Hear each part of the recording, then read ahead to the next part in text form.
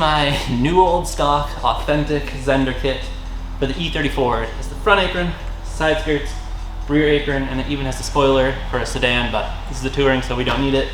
I was looking for this forever, and I ended up not even being the one who found it. A friend did.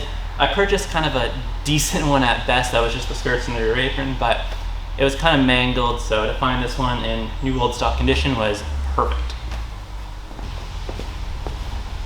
So those last clips you just saw, some body filler going on, guide coat and sanding happening.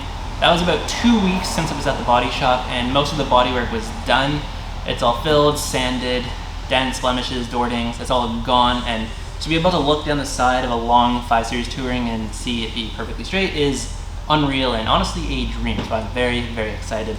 Today, the Zender kit finally just arrived, so it's a little bit clutch, but it should all work out. I'm going to deliver the kit and the bumpers to the shop tonight so they can get prepped and painted at the same time as the car. Since those last clips and now, the rest of the bottom of the door sills has been fixed, and we're going to go film primer being applied to the car. I believe he said it's going to be a red primer, so if it looks like it's the HellRot red OEM color, it's not, it's just primer. That'll be happening probably next week, and I'll go back to film the actual base coat. And clear coat going on too.